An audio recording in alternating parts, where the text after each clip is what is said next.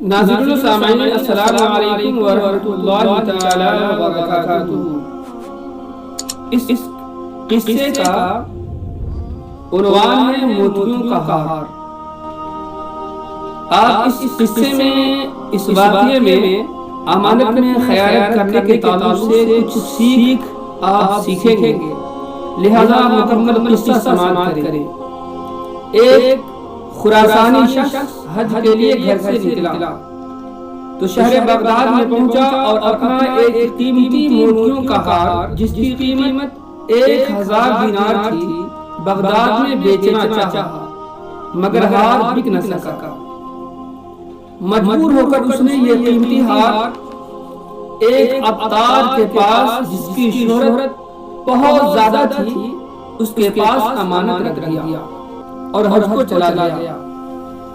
پھر جب حج کر کے واپس آیا اور اس عطار سے اپنا ہار واپس طلب کیا تو عطار پھر گیا، مکر گیا اور کہنے لگا کہ میں نہ تمہیں جانتا ہوں اور نہ کسی ہار کو جانتا ہوں۔ اس بیچارے خراسانی کو دھکے دے کر دکان سے نیچے اتار دیا۔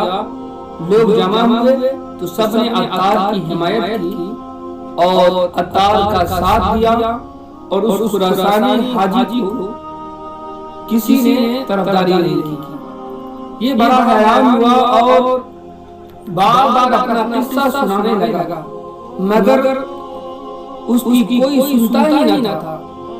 مجبور ہو کر یہ خلیفہ ابوبکر عضد الدولہ کے پاس پہنچا اور اپنا پورا واقعہ پیش کیا۔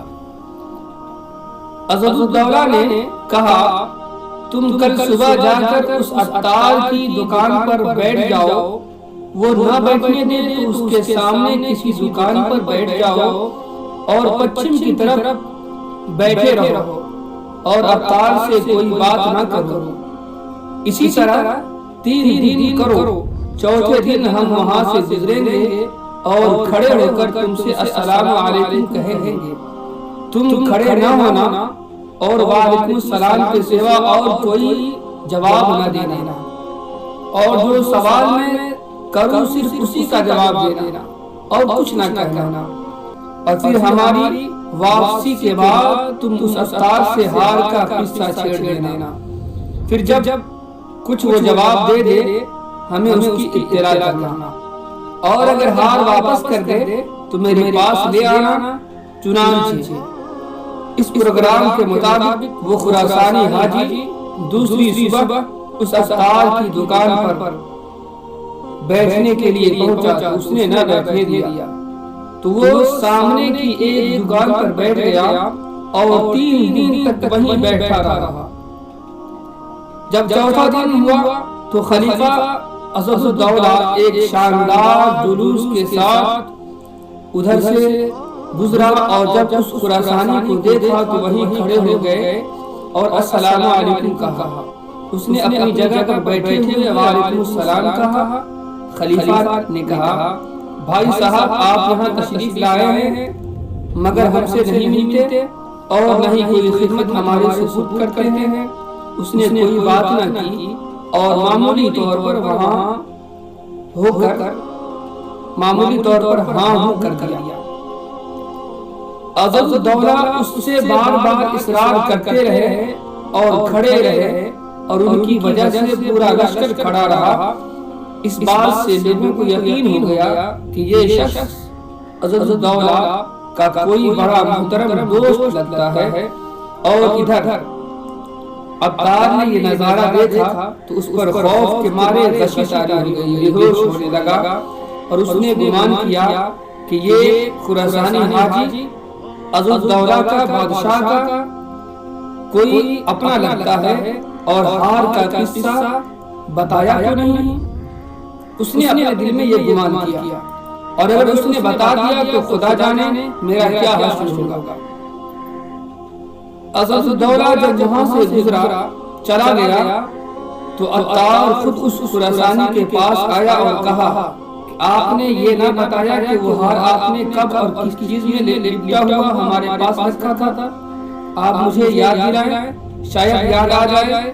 اس نے جب کچھ بتایا تو اس اتار نے ادھر ادھر ہاتھ مارنے کے بعد ایک تھیلا الٹا جس سے ہار گرا تو کہنے لگا میں اصل میں بھول ہی گیا تھا، شکر ہے کہ آپ کا ہار مل گیا، یہ لیجیے اپنا ہار۔ خراسانی اپنا ہار پا کر سیدھا خلیفہ بادشاہ عزوالدولہ کے پاس پہنچا تو اس بادشاہ نے اس کے ساتھ اب حاجب کو وہ ہار دے کر عطار کی دکان پر بھیجا، جس نے عطار کو پکڑ کر وہ ہار اس کے گلے میں ڈال دیا اور اس کو دکان کے دروازے پر ہی پھانسی دے کر لٹکا دیا اور منادی کروا دی، اعلان کروا دیا کہ یہ وہ شخص ہے جس کی سزا، یہ وہ شخص ہے جس کے سر پہ ایک امانت رکھی گئی مگر وہ منکر ہو گیا۔ جب دن گزر گیا تو حاجب نے اس کی گردن سے ہار نکال کر حاجی کے سپرد کر دیا، اس خراسانی حاجی کے سپرد کر دیا اور جانے کی اجازت مانگی۔ اس واقعے سے سبق یہ ملتا ہے کہ امانت میں خیانت کرنا بہت بڑا جرم ہے اور خیانت کرنے والا آدمی کبھی کسی کا فلاح نہیں پاتا، کبھی وہ فلاح نہیں پاتا، اچھائی نہیں پاتا، ہمیشہ نقصان ہی اٹھاتا ہے۔ اور یہ بھی معلوم ہوا کہ پہلے بادشاہ مجرموں کو ٹھکانے پہنچانے کے لیے خدا داد فراست سے عقل مندی سے عجیب طریقوں سے مجرموں کو پکڑ لیا کرتے تھے۔ تو ناظرین سامعین، اس واقعے سے اس قصے سے ہمیں سبق ملتا ہے کہ کسی کے سامان میں، کسی کی امانت میں خیانت نہیں کرنا چاہیے، ورنہ بہت بڑا گناہ ہوگا اور خیانت کرنے والا ہمیں ہمیشہ نقصان اٹھاتا ہے اور اس کی سزا بروز قیامت جہنم کی صورت میں ملے گی، لہذا امانت میں خیانت نہیں کرنی چاہیے۔ السلام علیکم ورحمۃ اللہ تعالی وبرکاتہ۔